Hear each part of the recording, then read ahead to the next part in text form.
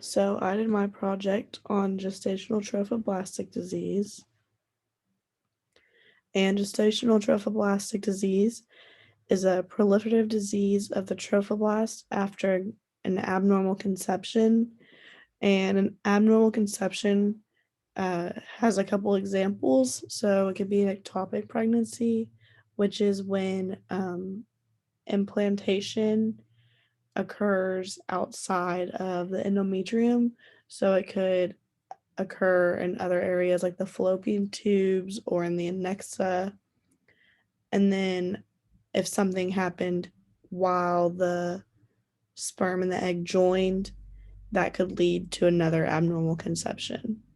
So gestational trophoblastic disease is also known as a molar pregnancy, and there's two different forms.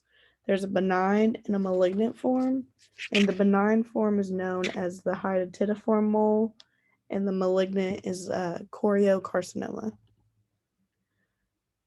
And so, like I said before, abnormal conception does cause this.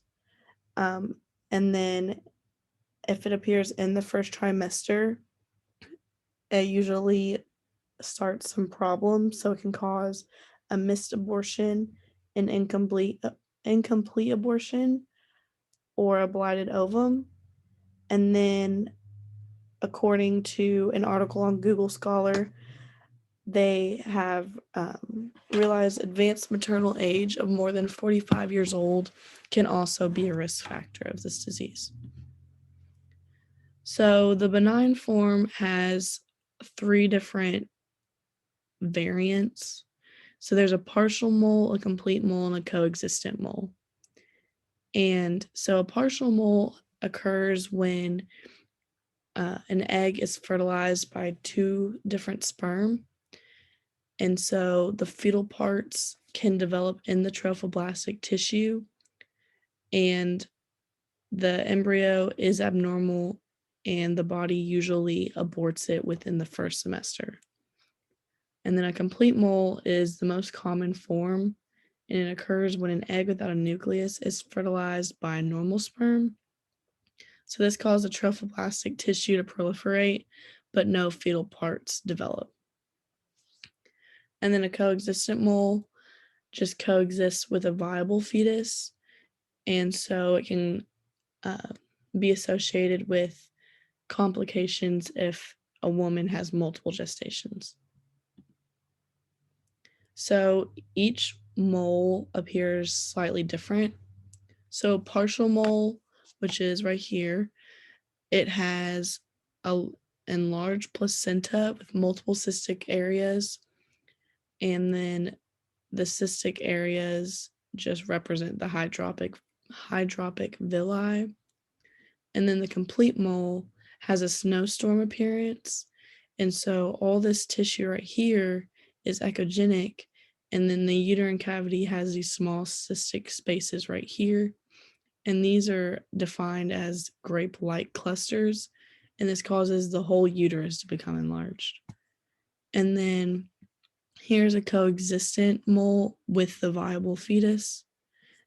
And then choriocarcinoma, which is the malignant form, enlarges the uterus as well, but it forms an irregular complex mass with marked vascularity. And this has color Doppler on. You can see all the color around it and all the increased vessels. So there's a couple signs and symptoms of gestational trophoblastic disease. And the most defining clinical finding is vaginal bleeding in the first trimester, and then maternal AFP is low, and then serum levels of beta HCG is high, and this is over 100,000 IU over milliliters, and IU is just an international unit.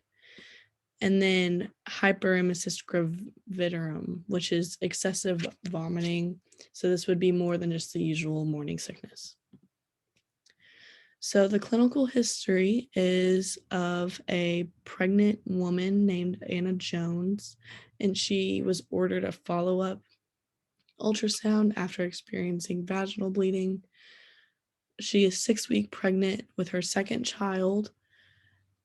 So the doctors ran some lab tests and they noticed her serum beta HCG levels were very high.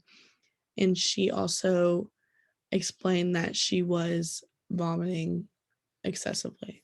So her medical record number is 43210. Date of birth is July 4th, 1994. She had one full-term pregnancy, no prior pelvic surgeries, and she had a 5-week ultrasound the week before and was reordered a follow-up a week after due to seeing a possible empty gestational sac.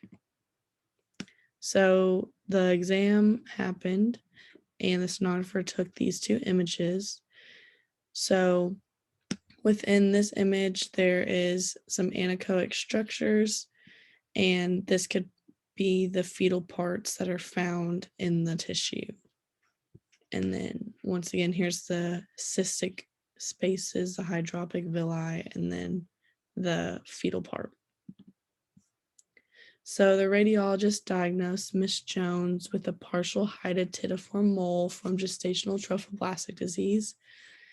And so the radiologist suggests to remove the trophoblastic tissue with a DNC. And then some differential diagnosis is other forms of trophoblastic disease, so the other moles, and then choriocarcinoma. And to differentiate these is usually not through ultrasound because they do all appear very similarly, but the choriocarcinoma usually is heterogeneous and hyperechoic, and then these were hyperechoic as well, but they were not as complex as a choriocarcinoma. And then here are my references.